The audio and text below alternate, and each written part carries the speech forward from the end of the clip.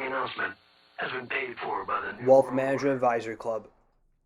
Hey everybody, it's the president of the Wealth Management Advisory Club, Jack Mitchell here. Welcome back to another exciting WMA Club meeting. Before we send you guys off to this awesome meeting you guys are about to watch today, a couple announcements on our end because again, we have to.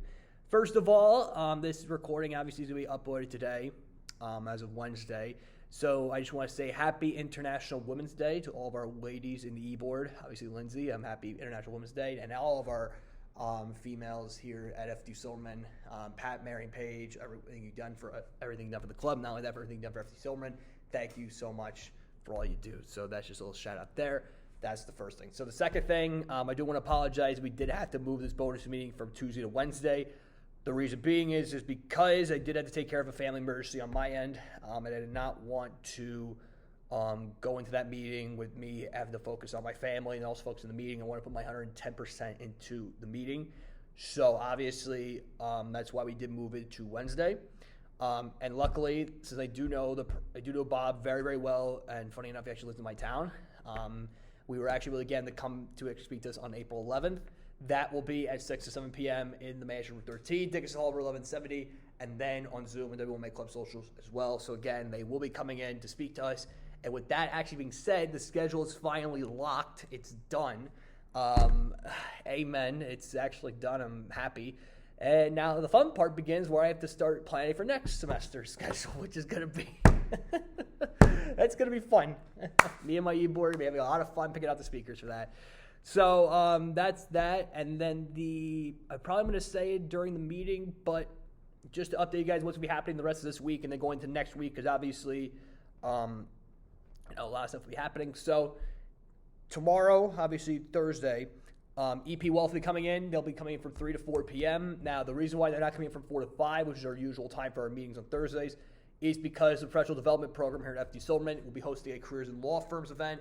That'll be at 4 to 5 p.m. So to prevent any conflict of interest, we decided that we're going to move our meeting for this week's meeting only to 3 to 4 p.m. The locations of the meetings are going to remain the same regardless. So again, Mansion Room 12, Dickinson Hall, Room 1104, Zoom, WMA Club Socials as well. So again, meeting location has not changed, but the time has changed for this week's meeting alone. The following week, not the week of spring break, but the following week, we'll be back to our usual time, 4 to 5 p.m., in the same location on Thursdays. So just a disclaimer there, that will only be for this week's meeting alone. All right, and then after that, Friday, 2 events. We're co-hosting the FDU pitch competition. Make sure you come out and see yours truly, compete. And it'll be chapter 1 of our spring break workshop spectacular. Yes, at the time of this recording, I'm actually still working on the workshop. So again, bear with me. I am actually restarting on my 5th one, just Charlie chapter 5, and I got at least half to go, so 5 more, and then hopefully I'll be able to get this out to you guys and revved up and ready to go, so you guys are able to watch all these in its entirety. Another thing I will mention, that this is the first meeting that we use Restream. I can happily say there was no live stream errors, there was no drop off on the social media end, so no drop off on Instagram, no drop off on LinkedIn. So I'm very, very proud of that, and I think we made a right move going to Restream. So again, this is going to be something good that's coming out of the WMA Club, so it's just awesome.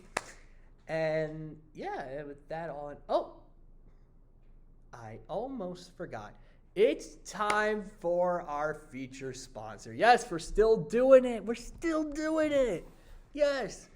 Now, I know I'm going to mention them probably multiple times throughout this meeting, and you probably will understand why in a minute, because I'm not going to reveal what this meeting is going to be about, because I want to be a surprise for you guys. So, today's sponsor for today's WMA Club meeting is actually one of our newest sponsors that we just brought on yesterday. Actually, just brought on today.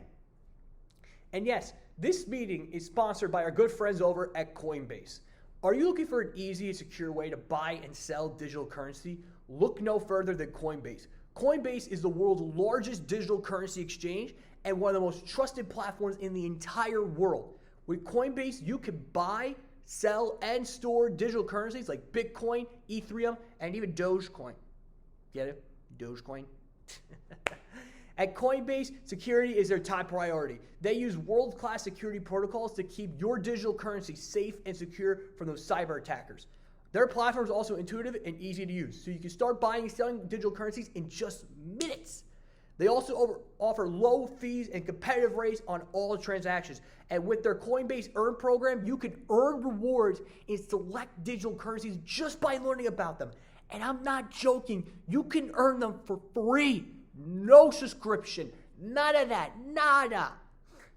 So don't wait any longer. Get started with Coinbase today and start buying and selling digital currency with confidence. So, if you click the link on our link tree, or if you go to our website, go to our sponsors page, by the way, and click on the Coinbase link that we have there, you are able to actually, I'm sorry, I have something on my phone here, so apologize there, get that right there. Okay, perfect.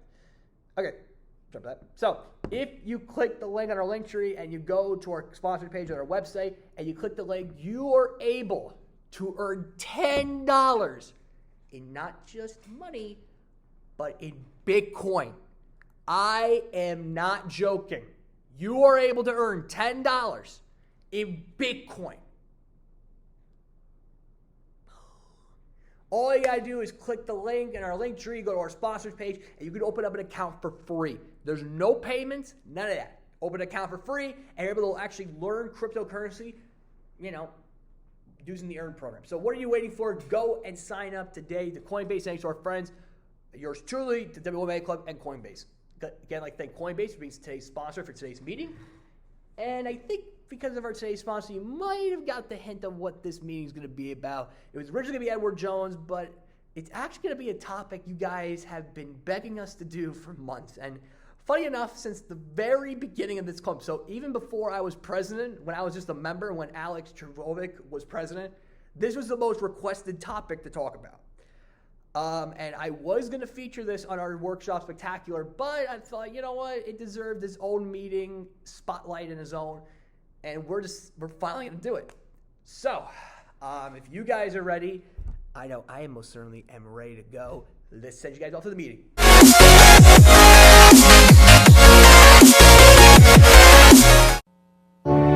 And now, our feature presentation.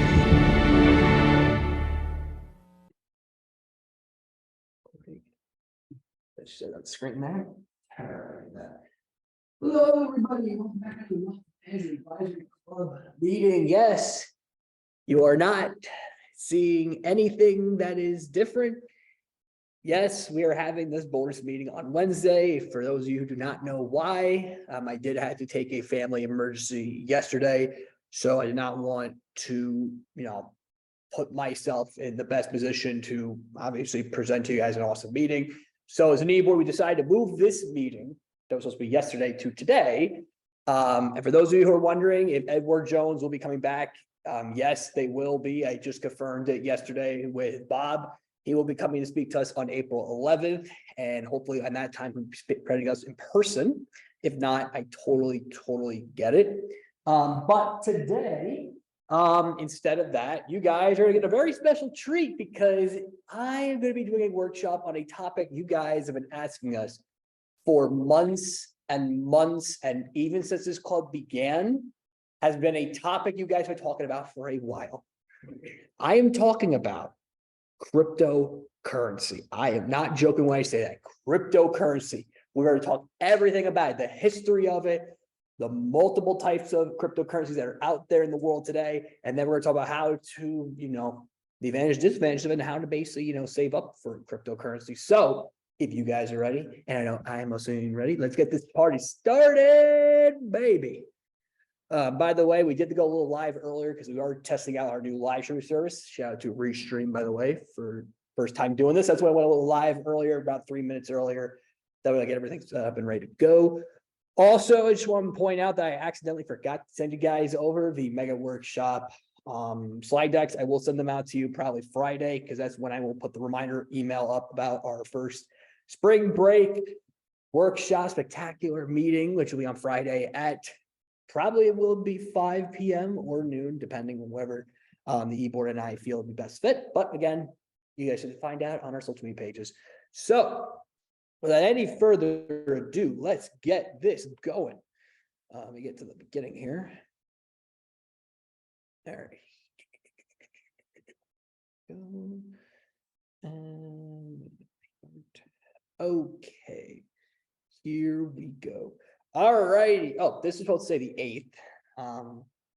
You know what? This is the beginning. Let me make the quick edit on my end. Or maybe I can. Oh, perfect. All right, let me just make that quick little edit there because it's just the beginning. And it's already the start of the meeting, so what up the Russian? All righty, cryptocurrency. So today we're going to talk about cryptocurrency. What is it? I'm also going to talk about what is blockchain because it does have a lot associated with cryptocurrency. We're going to talk about the history of cryptocurrency. If you just think that the history of it started back when Bitcoin got introduced, no way, Jose. It got started a lot earlier than that. I will explain that a little bit. We're going to talk about how does cryptocurrency work, all some of the advantages and disadvantages of them, the different types of cryptocurrencies, which I will go through the top 12 most popular cryptocurrencies out there in the market today. I will talk to you guys about what they are and how they got started and all that other good stuff. We'll also talk about how to buy and store cryptocurrency. We'll also talk about the current and future trends that are out there right now and the risk and challenges for cryptocurrency. And I will say the difference between cryptocurrency and stocks, if you probably guys watched our mega workshops meeting, which again, after you watch this meeting, go watch that meeting. The stock market closes at 4 p.m. every day. Cryptocurrency market does not close at all. It's constantly going 24/7. And I'm not joking when I say that. If you literally go on Coinbase or Robinhood or where you go and buy and sell your cryptocurrency, yeah, they go 24/7. So before we dive into cryptocurrency, we got to first discuss what is it? What is cryptocurrency to be exact? Well, cryptocurrency is a digital or virtual currency that is used I apologize if I butcher the name of this wrong. Cryptography for security. It is also designed to operate independently of a central bank and can be transferred directly between individuals without the need for intermediaries like banks. Like, for example, basically, if you want to, buy Bitcoin, for example, you could get it from, like I said, like Coinbase, Robinhood, Current, Venmo, which again, 2 of those are our sponsors for WMA Club. So as an example, you could buy even PayPal as well. And then based on blockchain technology, which is a decentralized digital ledger that records all transactions in a secure and transparent way, then the blockchain is maintained by a network of computers around the world. And each transaction is verified by multiple nodes on the network to prevent fraud and double spending. And it also operates independently of a central bank and be transferred between individuals that need for intermediaries like banks. I think I actually put that in there twice. So again, I apologize. But to keep moving on much further, let's now talk about what is a blockchain. So blockchain technology is a decentralized ledger that records transactions and data across a network of computers. Each block in the chain contains a record of several transactions and is connected to the previous block, creating a chronological chain of blocks that cannot be altered with or tampered with at all. How that's basically the general definition of a blockchain. However, in the context of cryptocurrency, which is today's workshop, blockchain serves as the public ledger that records all transactions made on the network. And each transaction is verified and added into the blockchain by a network of nodes, or in this case, miners. Not, miners or not the coal miners. Think about it like that. So try to make this fun for you guys here today. Come on. But use complex algorithms to validate the transaction and ensure its authenticity. This process is called mining and is a crucial component of the blockchain technology. So now you're probably wondering, wait, well, what are the benefits of blockchain then? Well, that's basically the next slide we have here. So one of the primary benefits of blockchain is the ability to achieve decentralization security. Because the blockchain is distributed across a network of nodes and miners, there is no central authority or single point of failure that can compromise the integrity of the network. This means that the network is more secure and resistant to attacks, as attempts to alter the blockchain would require a majority of the network's computing power, making it extremely difficult and costly. Now, like I talked about with, what was the last workshop that I did, probably philanthropy, but including, I think it was investment strategies or investment management. There are many types of blockchain. Actually, in this case, there are two types of blockchains: public and private. Like with stocks, same thing. Like, companies can go private or they go public in the stock market. So basically, public blockchains, for example, Bitcoin and Ethereum, which I will talk about in this workshop today, are open to anyone and allow anyone to participate in the network as a node or miner. On the other side of that coin, a private blockchain, an example being Corda and Ripple, on the other hand, are closed and require permission to access. And private blockchains are often used in the enterprise applications and are controlled by a central authority. Okay, now we're going to talk about the history of cryptocurrencies. Now, you might think, and I know most of you, and I believe if I remember, I mentioned this during my Wiley presentations I've done in the past, where I talked about the CFA exam, there is cryptocurrency, topics on there. But raise your hand if you think the start of cryptocurrency started in 2009. Oh, wow. Oh, my. Okay. Wow, that's a lot of hands. Okay. So in that case, let me debunk that and say it actually starts way, way earlier than that. So to start off with that, and I know this might seem like a lot. You might have to zoom in, or maybe when you watch our meeting, you probably have to zoom in out. But let me explain the entirety of the history of cryptocurrency. So in the 1980s, the cryptocurrency was mentioned in 1989, and a few years after, in the 1980s, American cryptographer David Chaum invented digital cash, which relied on cryptography to secure and verify transactions. But it was only in its early 1990s that cryptographic protocols and software began to develop that would make it possible for the creation of truly decentralized digital currency. So 1980s, the early 1980s. Now we move on to 1983. 3 years later, 1983, David Chaum developed the first form of cryptocurrency, which is not Bitcoin, but actually called eCash. Yeah, they were not unique with picking names. They're like, okay, let's just put a little small e right next to cash and we're making electronic cash. Wow. And look how far we came in crypto. The goal of eCash was to allow people to transfer money anonymously over the internet. An early champion of digital privacy advocacy, he used cryptographic technology to allow blind signatures to keep interaction private and secure. This became essential to future currencies, putting the crypto in cryptocurrency. I'm trying to make you laugh, guys. Come on, something. Okay, so moving on 2 years later, 1985, although Chaum founded DigiCash, in 1989, it started to really show promise in the mid-1990s. Based on the eCash concept, he entered agreements with some smaller banks and financial corporations, including Mark Twain Bank and Deutsche Bank. Apologize if I butcher that. Difficulties with scaling, market adoption, and securing contracts with larger banks ultimately led to DigiCash and Cyberbucks falling apart. The base technology was in place, but the market was not ready to adopt it just yet. With early supporters being limited to libertarians, if my notes on my Mac,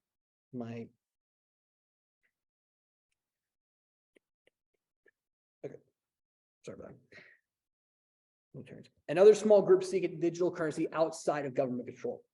So after 1995, 3 years later, 1998, the term cryptocurrency was officially established. The same year, DigiCash went bankrupt. So again, right now, basically, we had eCash, we had DigiCash, and then the birth of cryptocurrency being the official term being born. And at the same time, both of those went out of style, or basically just went bankrupt. Oh, I hope this story gets better. And believe me, it does. It truly, truly gets better. So during this time, when Wei Dong was pushing B money, as he pushed a crypto model focusing on decentralization. Although the term cryptocurrency outlasts B money, Wei Dao would go on to be one of the most important names in crypto. Today, the smallest unit of Ether is named after Dai. His concept of a decentralized payment system using cryptography is a cornerstone of all modern cryptocurrencies today. All right, now, moving 10 years later, a whole decade later, and I think what I'm about to say, I think everyone probably knows this because your parents probably lived through this. The 2008 economic collapse. Yeah, you guys are all probably shaking your heads like, yep, my parents went through that. Shook the foundations of the financial industry. The value of the traditional money decreased at the same time that public trust in banks and financial institutions began to waver. Inherent flaws in the existing systems were exposed and people were looking for a new answer. This set the stage for a public that was more ready to adopt a decentralized alternative. Satoshi Nakamoto, the creator of Bitcoin, I think everyone probably knows his name by now, cites this period as his inspiration, even referencing the bank bailout in Bitcoin's Genesis block. So, next year, 2009, Satoshi Nakamoto, the pseudonym of the still unknown creator of it, and we probably will never know. It'll be like one of those things like, oh, is Bigfoot real? Think about it like that. Releases Bitcoin. He strove to show that another type of currency is possible, allowing for international and decentralized use without relying on any financial institution. To many, it seemed a pipe dream at the time, but history and in the near future would be kind to Nakamoto. So, also that happened in 2009, the first ever crypto exchange. You know how there's a stock market exchange? Well, 2009, there's actually an official crypto exchange, which is called the New Liberty Standard. It's established. On this platform, users can buy and sell Bitcoin. This was a precursor to modern platforms like Binance and Coinbase, which again, shout out to Coinbase being a sponsor of this meeting. And I will talk about Binance as well, as they are one of our types of different cryptocurrencies they'll be talking about today. Since there was no true valuation of Bitcoin at this time, the NLS established the price by dividing $1 by the average amount of electricity to run a high central processing unit or CPU computer, multiplied by the average residential cost of electricity in the previous year. So when the New Liberty Standard first launched Bitcoin, trading $1 was worth, and I think, does anyone want to take a guess at how much it was worth? No one. Come on, guys. It's okay to, answer the stuff wrong. Okay. Well, no one answered. It was actually worth 1,309.03 Bitcoin. If they had held on for just a few short years, early investors would soon be rich. So then the next year, 2010, Bitcoin's first true valuation came when it was sold for the first time. And with many great things, it was not done traditionally. It was done in a somewhat weird way. But has anyone heard of the story where basically someone actually bought 2 pizzas for Bitcoin? You probably can look it up on YouTube. And believe me, I want you after this meeting to watch that because that interview is just crazy. When they state the amount of money if he actually kept those Bitcoins, if he saved them up. I'm not going to reveal that, but again, you guys can watch on your own. I'm not going to spoil the surprise for you. Or actually, I'll talk about it. It started with pizza. So the first Bitcoin sale famously exchanged 10,000 Bitcoin. 10,000 Bitcoin for 2 pizzas. At the current prices, that would have gone, or actually worth more than $300 million. $300 million if he just kept the 10,000 Bitcoin. Enough to buy the pizza franchise multiple times over. Still, this makes an important moment as it finally makes it possible to assign Bitcoin a true monetary value. So then in 2011, while widespread adoption of crypto was still a few years out, competitors were see the potential. New altcoins began to emerge, hoping to cash in on Bitcoin's popularity. They tended to jump on new angles and services to attract crypto investors. At this time, Litecoin became one of Bitcoin's biggest contenders or biggest rivals. It used a new algorithm and had a higher maximum capacity for coins. As a result, Litecoin became cheaper and faster than Bitcoin, yet it still failed to supplement the bigger coin. Okay, so there's a lot that happened in 2012, and it can really be summed up into three things. First off, the first halving. Yes, like probably the first snowfall, winter. Happened in 2012, which then happened in 2016, and then happened in the end of 2020. And it's kind of like the Olympics. Like, you know how the Summer Olympics happen every 4 years? Or, you know, how the World Cup's every 4 years? If you think about it like that, so the next time the halving is going to happen again will be in 2024, which will be next year. But we don't know when in 2024. Is where the halving is where the rewards for mining Bitcoin are cut in half. This is necessary because there is a finite amount of Bitcoin available. The event occurs every 210,000 blocks and often processes a surge in the coin's value. The first halving was significant as it marks the traction cryptocurrency was getting. Enough mining was occurring that rewards had to be slowed to prevent running out of Bitcoin and or devaluing the currency. Mining was hitting the mainstream and crypto was really entering the public eye. So it was the first thing that happened in 2012. The second thing I'll point out in 2012 that happened, up to this point, the only way to make passive income cryptocurrency has been through mining. With rewards halved and more resources needed to mine coins effectively, it was no longer a practical option for the people to earn Bitcoin. Trading or holding coins could boost portfolios, but was not generating any income. Then a 2012 paper for Peercoin introduced the proof of stake concept. Switching from a proof of work model to a proof of stake increases security and is more energy efficient. By staking coins, crypto investors can use their tokens or coins to earn more. And then around 2012, 2014, more preferably in October 2012, one of the world's most recognized exchanges and today's sponsor for today's meeting, Coinbase Global Inc., or simply Coinbase, launched. The exchange was founded by Brian Armstrong and Fred, again, I apologize for pronouncing his last name wrong, Sam, and reached 1 million users by 2014. Today is the largest exchange by trading volume. Then in 2013, Dogecoin and HODL introduced. 2016, Ethereum ICO happened. And then in 2017, Bitcoin hit $10,000 US. A long way from paying 10,000 Bitcoins for 2 pizzas, if you know what I mean. Although steady growth had been going for years, hitting this benchmark along with the boost from the previous years happening spun the world into a Bitcoin frenzy. Early investors were bragging about their new wealth and new investors were looking for any opportunities to cash in. Meanwhile, big banks were taking notice and the fintech industry exploded with new uses for blockchain technology. Cryptocurrency became truly proven, finally recognized as one of the biggest markets for both traditional and alternative investors.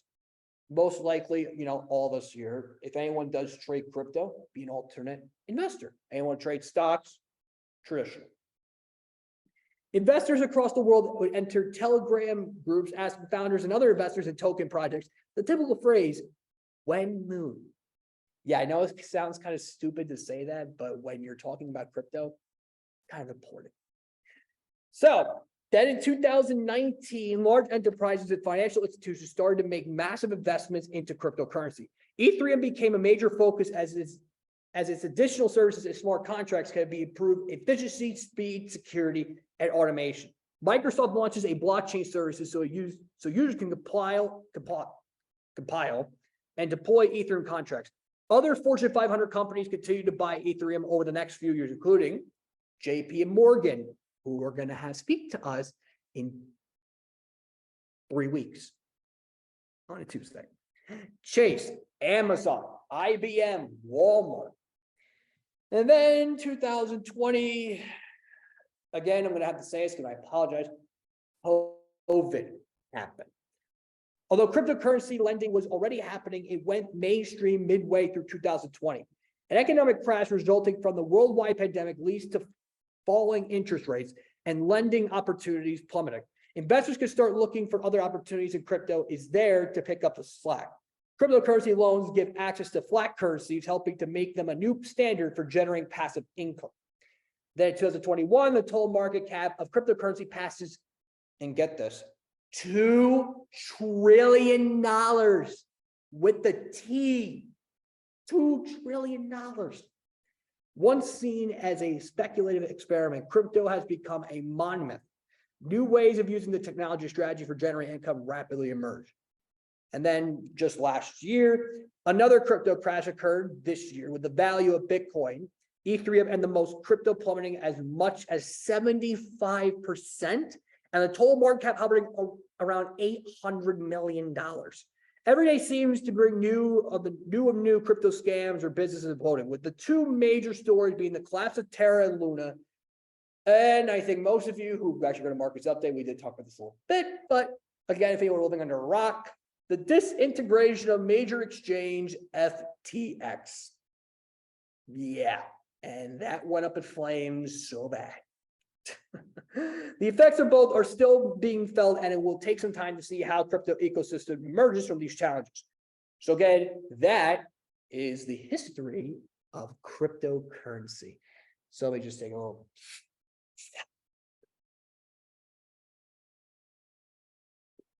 I spoke a lot there.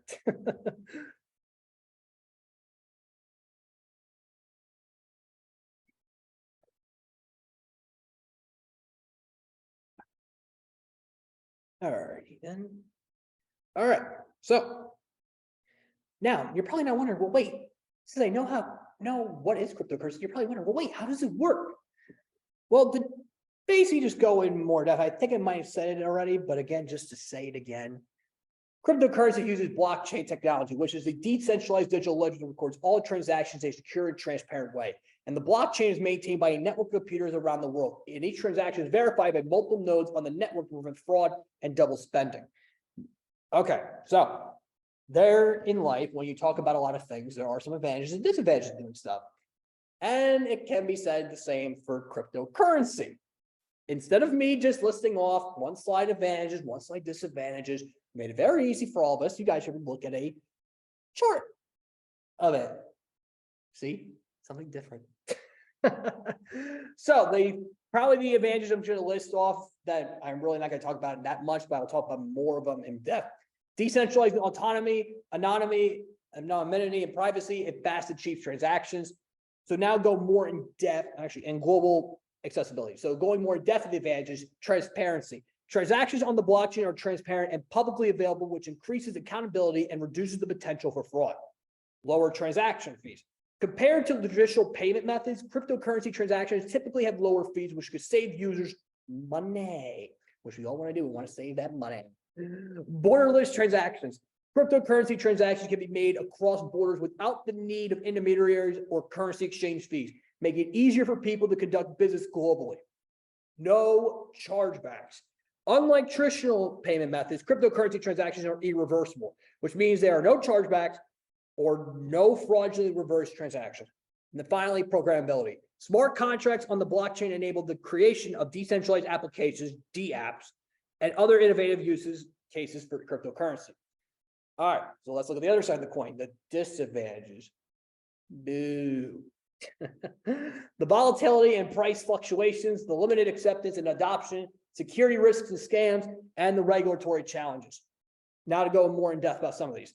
The lack of understanding. Cryptocurrencies is a relatively new technology, and many people, older people, no offense, but older people, again, no offense, do not fully understand it, which can lead to confusion and potential misuse of the product. Energy consumption. The process of mining cryptocurrency requires significant computer power, and energy consumption, which has led to concerns about its environmental impact. The dependence on technology. The use of cryptocurrency relies heavily on technology, which means it is vulnerable to hacking, data breaches, and other security risks, and potentially to basically get hacked and lose all your cryptocurrencies. Thank God we have crypto wallets, which I will talk about that in a minute. I will save and use cryptocurrency. The lack of customer support. Traditional payment methods often have a customer support available to assist with issues, but the decentralized nature of cryptocurrency means that there is no central authority to turn for help. In simple terms, you're on your own.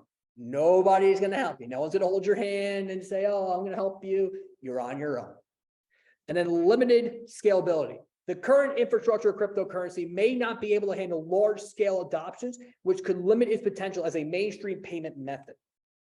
All right, now let's talk about the types of cryptocurrency, which are, and I've probably got them off a website. I don't know which one it was, but I listed up the top 12. The top 12, actually, there, so you guys can see it. 12, either that or that. 12 cryptocurrencies, which are Bitcoin, Ethereum, Ripple, Litecoin, stablecoin or Tether, BNB, XRP, Cardano, Binance USD. Yes, Binance does have two coins, BNB and Binance USD. I'll explain the difference in just a little bit. Polygon, Dogecoin, Solana, and Polkadot. We're going to go through each of these cryptocurrencies, the history of it, and the advantages of using each of them. So that way you guys are educated on knowing what cryptocurrency you want to buy if you're interested at today's meeting. All right, let's start off with the most popular one, Bitcoin. So Bitcoin is a decentralized digital currency and was created in 2009 by an anonymous person or group using the pseudonym Satoshi Nakamoto, which I talked about earlier. Bitcoin is designed to operate independently of central banks and other financial institutions, allowing for fast and low-cost transactions without the need for intermediaries. Bitcoin can be bought and sold on cryptocurrency exchange or used as a form of payment for goods and services. For example, I know I've seen this happen before. Some casinos like Stake actually uses Bitcoin or cryptocurrency that you could use to gamble, which again, we never want any of our members to gamble because it's a bad thing. So don't do that. Believe me, I'm just using that as an example. Using that as an example.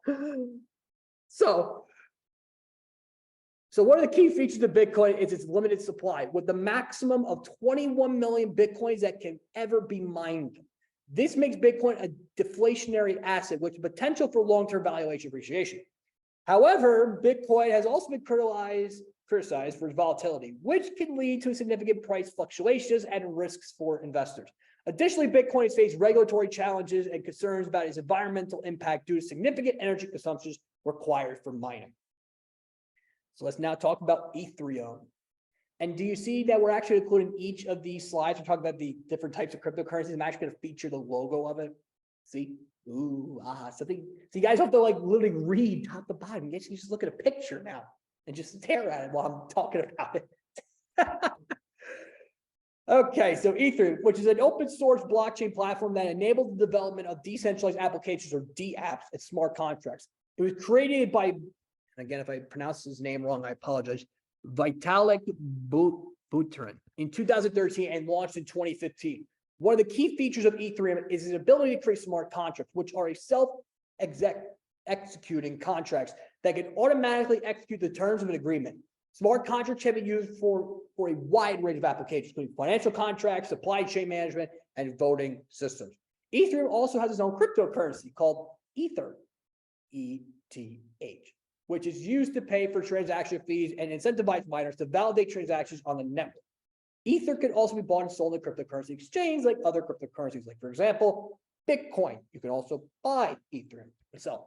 Ethereum is often seen as a more flexible and versatile blockchain platform than Bitcoin, as it supports the development of a wide range of decentralized applications beyond just a digital currency. This has led to the growth of the decentralized finance, DeFi, ecosystem on the Ethereum, which includes applications for lending, borrowing, and trading digital assets. All right, let's now talk about the third one, Ripple. And we're not talking about a ripple effect. We're talking about the cryptocurrency, Ripple. So Ripple is a blockchain-based payment protocol and digital currency. It was created in 2012 by Ripple Labs. The Ripple payment protocol aims to provide fast, secure, and low-cost transactions for financial institutions around the world. One of the key features of it is a use of a consensus algorithm that allows for faster and more efficient transactions compared to other blockchain-based payment systems. Ripple also has its own cryptocurrency called XRP, which is used as a bridge currency for cross-border payments on the Ripple network. Ripple has gained attention from financial institutions and banks for its potential to disrupt the traditional financial system by reducing the costs and times associated with cross-border payments. Ripple has partnerships with a number of major financial institutions, including Santander, American Express, and Standard Chartered. However, Ripple has also faced regulatory challenges, including a lawsuit by the U.S. Securities and Exchange Commission, to the SEC. If anyone is an accounting major here or finance, you should know what that is by now. SEC, not the football, not the NCAA conference SEC, the SEC, the one you not want to get in trouble with. Alleging that XRP was an unregistered security. This has led to the uncertainty around the future of Ripple and XRP. All right, let's talk about Litecoin now. I know we talked about it a little bit in the beginning, but let's really now dive into what Litecoin is. So Litecoin is a peer-to-peer cryptocurrency. It was created in 2011 by Charlie Lee, a former Google engineer. Yeah, that's right. Someone that actually worked at Google actually made a cryptocurrency. So one of the key differences between Litecoin and Bitcoin is the block time. Litecoin blocks are generated every 2.5 minutes. So literally every 2 minutes and 50 seconds compared to Bitcoin's 10-minute block time. This allows for faster transactions confirmation times on its Litecoin network. Another key difference is the mining algorithm. Litecoin uses a different proof of work mining algorithm called script, not writing script, but script, SCRYPT, which is more memory intensive than Bitcoin's SHA-256 algorithm. This makes it more difficult for specialized mining hardware to dominate the network and make Litecoin mining more accessible to the individual user. Litecoin also has a maximum supply of 84 million coins, 4 times higher than the Bitcoin's 21 million. This allows more widespread distribution of the cryptocurrency and potential greater liquidity. Litecoin is gaining popularity as a fast and affordable cryptocurrency for everyday transactions, and it can be bought and sold on a wide range of cryptocurrency exchanges used as a form of payment of goods or services. So, stablecoins. So, stablecoins, I will state just to begin, it's not one coin. There's actually multiple types of them, which again, I will say what they are just based off of what I'm looking at right now. So again, if I do miss either one of them, I apologize, but I only know 2 of them by heart because I actually do have them in my own portfolio, but I did not put my own money in. I got them through the learning rewards through our good friends over at Coinbase. So stable coins is a type of cryptocurrency that are designed to maintain a stable value related to a specific asset or group of assets, such as the US dollar or gold. Stablecoins are intended to address the issue of price volatility that is commonly associated with the other cryptocurrencies like Bitcoin, Ethereum. So basically, it's going to be stable, a fixed rate. So like Tether and USD coin, if you literally invest $1 in USD coin, you're legit going to get $1. It's stable. It's never going to change. Trust me, go on Coinbase or Robinhood right now. And you think I'm lying? I'm not. And there are different types of stable coins, like flat-backed stable coins, which are backed by the traditional currencies like the US dollar or the euro, and are issued by a central authority or company. Then there's crypto collateralized coins, stable coins, which are backed by other cryptocurrencies, typically Ethereum, Bitcoin. The value of the stable coin is maintained by holding a reserve of the collateral cryptocurrency. And then there's commodity backed, which are backed by a commodity like gold or silver. The value of the stablecoin is tied to the market value of the commodity. And stablecoins have become popular in recent years as they offer the benefits of cryptocurrencies, fast and secure transactions, and low fees, just to name a few. Without the price volatility, stablecoins are often used in the cryptocurrency market as a way to move funds quickly and cheaply between different exchange or wallets, and as a store of value during periods of high volatility in other cryptocurrencies. Okay, now we're going to talk about BNB, which really is Binance's coin. Now, there is another type of Binance cryptocurrency that is named Binance USD. I will talk about that in a little bit, but just for everyone who understands what BNB is Binance. Because again, that BNB, you cannot get it in the US. You actually have to get it out of the country. So again, do not try and get Binance. Only get Binance USD. Do not get BNB because it's not legal. I even tried opening up my own Binance account and they told me, oh, go to Binance USD. Do not do Binance. So BNB, which is Binance, which is a cryptocurrency that was created in 2017 by the Binance Exchange. Binance is one of the world's largest cryptocurrency exchange, and the BNB was initially created as a utility token to provide discounts on trading fees for users of the Binance Exchange. BNB is built on the Ethereum blockchain and it is an ERC20 token. In addition for being used to trading fee discounts on the Binance Exchange, BNB can also be used to pay for other services provided by Binance, including listing fees and transaction fees for Binance DEX, decentralized exchange. In recent years, BNB has also become a popular cryptocurrency in its own right.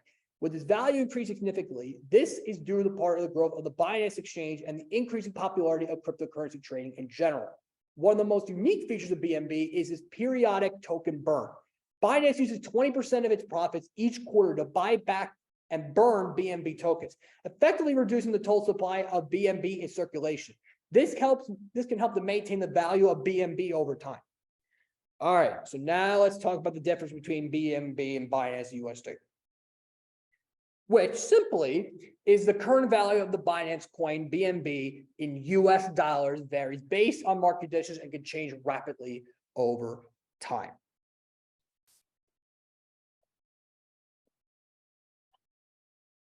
Stop there because we're at the halfway point. All right, XRP, we're going to talk about that. So XRP is a cryptocurrency that was created by the company Ripple Labs in 2012, like I stated earlier. But now getting more to what XRP is. Ripple Labs created XRP as a digital asset that can be used to facilitate fast and cheap cross-border payments. Unlike Bitcoin and many other cryptocurrencies I mentioned earlier in this workshop, XRP was not designed to be a decentralized currency, but rather a digital asset that can be used to facilitate the transfer of values. One of the key features of XRP is the use of the RippleNet payment network. This network allows financial institutions to send and receive cross-border payments using XRP as a bridge currency, which can help to reduce the cost and time required for these transactions to occur. XRP has faced some challenges in the recent years, particularly with regards to the classification as a security by the SEC, like I talked about when I talked about Ripple. In December 2020, the SEC filed a lawsuit against Ripple Labs, alleging that the company has conducted an unregistered securities offered by selling XRP. The case is still ongoing to this day, and the outcome could have significant implications for the future of XRPs and other cryptocurrencies like Bitcoin and Ethereum. All right, let's talk about Cardano. So Cardano is a blockchain platform and cryptocurrency that was created by the company Input Output Hong Kong, IOHK, in 2017. Cardano was developed by a team of academic and engineers and was designed by a third-generation blockchain platform with a focus on scalability, sustainability, and security, the 3 S's. One of the key features of Cardano is the use of proof-of-stake consensus mechanism, which allows for faster transaction processing times and lower energy consumption compared to other blockchain platforms such as Bitcoin. Cardano also uses a layered architecture with separate layers for counting, computation, and settlement. Ooh, see, counting. That got me a little excited there, counting. This architecture allowed for greater flexibility and scalability as new features and functionality can be added to the platform without disrupting the underlying protocol. And Cardano has also had its native cryptocurrencies, ADA, which is used to facilitate transactions on the Cardano blockchain. ADA can also be staked by users, which allows them to earn rewards for helping them to validate transactions on the network. And Cardano has gained significant attention and popularity in the cryptocurrency community in recent years, particularly as its development team has continued to make progress on the roadmap and bring new features and functionality to the platform. All right, let's talk about Polygon. No, we're not talking about the shape Polygon. We're talking about the cryptocurrency Polygon. So Polygon is a layer 2 scaling solution for Ethereum. It was created in 2017 under the name Matic Network. Polygon is designed to help address some of the scalability and usability issues that have been faced by the Ethereum network. particularly with regards to high gas fees and allowing transaction processing time. Yes, you probably shake your head like, wait, Jack, really? There are gas fees for cryptocurrencies? Yes, there is actually. And I will talk about that in the risks and the current trends in a little bit. But Polygon uses a combination of side chains, plasma chains. Yes, plasma. I know we're kind of connecting a little bit of science with, business, if you think about it, and other scaling solutions to help increase the throughput and efficiency of the Ethereum network. By using layer 2 solutions, Polygon is able to offer faster and cheaper transactions compared to the main Ethereum network, while still maintaining a high degree of security and decentralization. Polygon has its own native cryptocurrency, MATIC, MATIC, which is used to facilitate transactions and pay for gas fees on the Polygon network. MATIC can also be staked by users, which allows them to earn rewards for helping them to validate transactions on the network. And Polygon has also gained significant attention and popularity in the cryptocurrency community in a few years, particularly as the demand for more scalable and efficient blockchain solutions has increased. My iPad would like to work. Move on to the next slide. All right, let's talk about Dogecoin. Yes, the meme cryptocurrency, Dogecoin. I still laugh about it now not because of what it is, but the face of what the coin looks like. So Dogecoin is a cryptocurrency that was created in 2013 by software engineers Billy Marcus and Jackson Palmer. Dogecoin was initially created as a joke. I know. I honestly thought when I heard about Dogecoin, I'm like, wait, this has to be a joke. Inspired by the popular dog Doge internet meme featuring a Shiba Inu dog. Despite its origins as a joke, Dogecoin gained a dedicated following and became a popular cryptocurrency in its own right. Dogecoin uses a proof-of-work consensus mechanism similar to Bitcoin to validate transactions on its blockchain. One of the key features of Dogecoin is its friendly and humorous community, which has helped drive adaptation and awareness of the cryptocurrency. Dogecoin has also been used for various charitable causes and fundraising, with the community donating large sums of Dogecoin to support various initiatives. Dogecoin has experienced significant price volatility in its history, with its value reaching an all-time high in May 2021, following support from figures such as, yes, I'm going to say this name because, again, he is linked to Tesla and Twitter, Elon Musk. Yes, Elon Musk. If anyone does get the joke there, pat yourself on the back. And other social media influencers. However, its value has also experienced significant drops and fluctuations, highlighting the risks associated with investing in cryptocurrencies. All right, I know we're getting towards the end of cryptocurrencies. We have 2 more left. Now we're talking about Solana. So Solana is a high-performance blockchain platform designed for decentralized applications, DApps, and enterprise-level projects. The platform was launched in 2020 by Solana Labs, a team of software engineers and cryptocurrency experts. Solana uses a unique consensus mechanism called proof of history. Yes, we talked about proof of work, the proof of paper, and now we talk about proof of history, POH, which combines a proof of stake system with a clock that provides a timestamp for each transaction. This allows Solana to process thousands of transactions per second, making one of the fastest blockchain platforms in existence. Solana also uses a system of parallel processing to handle large amounts of data and transactions simultaneously, which helps to further increase the scalability and efficiency. This makes it an attractive platform for developers looking to build large-scale DApps and projects. Solana also has native cryptocurrency, SOL, which is used to facilitate transactions and pay for fees on the network. SOL can also be staked by users, which allows them to earn rewards for helping to validate transactions on the network. And finally, we're going to talk about Polkadot. Yes, not the type of shirt, like a polka dot shirt. Again, the cryptocurrency Polkadot. So Polkadot is a blockchain platform that was founded in 2016 by Dr. Gavin Wood, one of the co-founders of Ethereum. The goal of Polkadot is to create a decentralized platform that enables interoperability between different blockchain networks. Polkadot uses a unique architecture known as relay chain to connect multiple parachains or specialized blockchains, is a simpler way of saying, or a Cliff Notes version of saying it, into a single network. This allows for cross-chain communication and interoperability, which could help to solve many of the current limitations and challenges facing the blockchain technology. Polkadot also uses a proof-of-stake consensus mechanism, which allows users to participate in the networks by staking their tokens to help validate transactions and earn rewards. This mechanism helps to increase the security of the network while also reducing its energy consumption compared to proof-of-work systems like Bitcoin. Polkadot has also its native cryptocurrency, DOT, which is used to facilitate transactions and pay for fees on their network. DOT can also be staked by users who also allow them to earn rewards for helping them validate transactions on the network. Okay. Enough talking about the different types of it. Now, you're probably wondering, wait, Jack, these are all great cryptocurrencies. How am I able to buy them?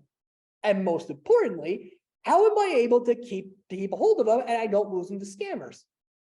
Well, don't worry, my dear old friend or friends. This is basically what the next slide talks about, how to buy and store. So, cryptocurrency can be bought and stored through the following methods. So, there's two ways you can do it. Through cryptocurrency exchange, which are online platforms that allows users to buy, sell, and exchange cryptocurrencies for fiat currencies or other cryptocurrencies. For example, Coinbase, Binance, Kraken, Robinhood. I think Robinhood wouldn't really be included in that, but I'm going to feature them in there because why the hell not? So after you buy them and you want to keep them, you have to store them somewhere. And believe me, there's not a wallet, a physical wallet you can put these in because again, they're crypto. It's not like, oh, I'm going to pull out $1 and I'm going to put that dollar in my wallet because it's digital. Just to make that point very, very clear. So there are types of different wallets. For example, we have hardware wallets. These are physical devices that store cryptocurrency offline and offer enhanced security. Popular hardware wallets include Trezor, Ledger, and KeyKeep. And then there's software wallets. These are applications that are run on a computer or mobile device and can store multiple cryptocurrencies. Examples like MyEther Wallet, Exodus, and Atomic Wallet. And then finally, paper wallets.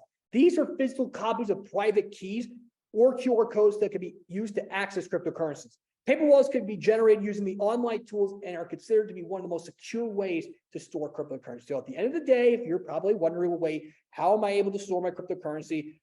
Do not do hardware or software. Do it paper wallets. Always, always, always do paper wallets. Hell, I even do that as well.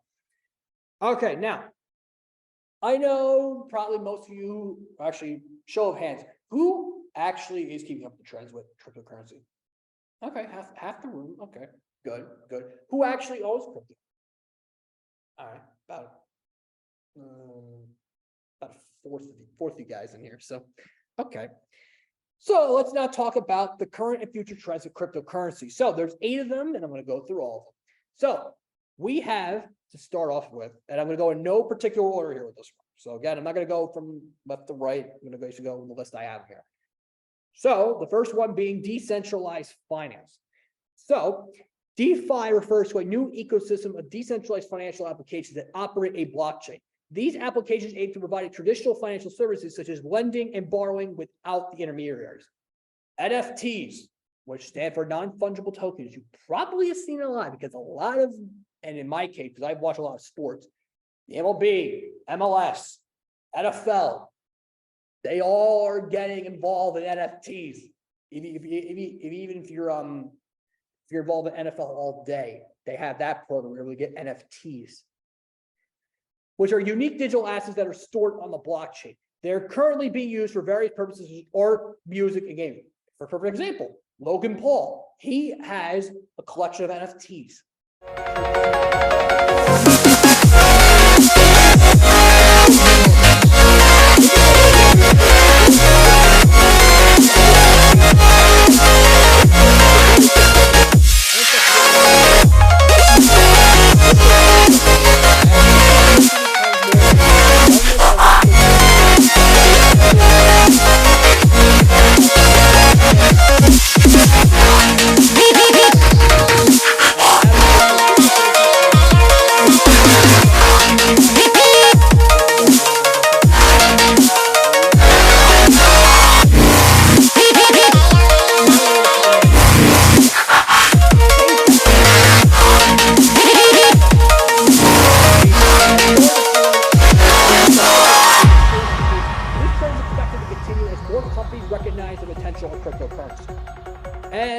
increasing institutional adaptation, the development of central bank digital currencies, CBDCs, the integration of other technologies, blockchains, and smart contracts, as also other future trends in cryptocurrency.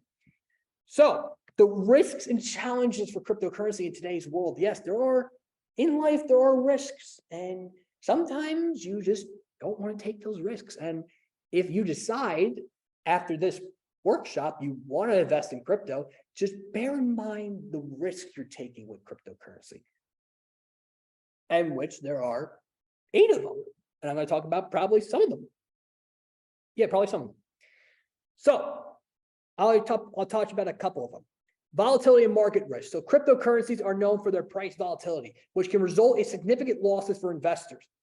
Limited acceptance and adaptation. Despite the growing adaptation of cryptocurrency, it is still not yet accepted as widely accepted as a form of payment, which limits its usability and utility.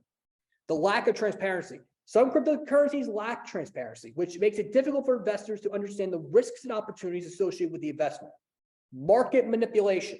Cryptocurrency markets are not immune to the market's advantages for certain investors and create risks for others. Government and coordination.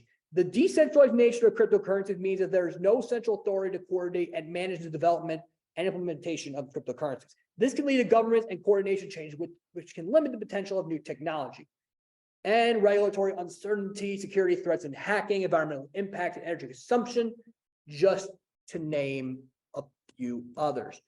So in conclusion, and I was supposed to actually type in a slide here, but again, I'm just going to say this now. In conclusion, cryptocurrency is an exciting new way to invest. Instead of, if you don't want to invest in stocks, you invest in cryptocurrency. But again, bear in mind all the things I just said tonight about the risks, the current trends that are happening, but I want to just stay on top of what's happening. And believe me, if you really feel scared about investing in cryptocurrency, you can actually, and I know for one of our sponsors here, which is Coinbase, you can actually get learning rewards from learning about cryptocurrencies. And you're going to get free money, well, technically in crypto, to invest in your own portfolio.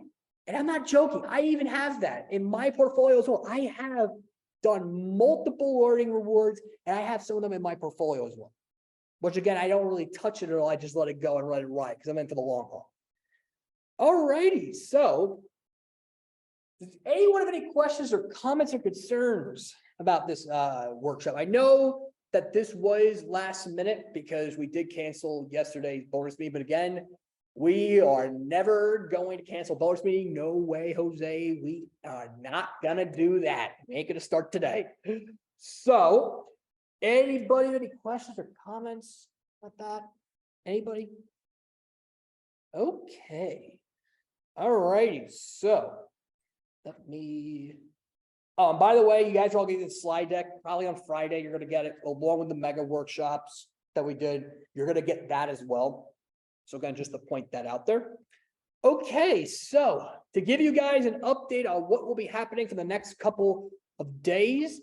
Hopefully I still have this up. Actually, I don't have this up here. I don't. Okay. I guess I'm just going to wing it for this one. Okay. So we are having a meeting tomorrow. Yes, a meeting tomorrow. However, please bear in mind that this meeting will not be at 4 to 5. It will be at 3 to 4 p.m. The reason being is, and we did this because we love PDP so much. We love you, Pat, Mary, and Paige. We love you guys so much that they are holding a PDP event at 4 p.m. on Thursday. So we here at WMA Club will happily move ours back to 3. So you guys actually will meet to make both meetings and to avoid conflict of interest, which we don't want that to happen to any of us. We really don't.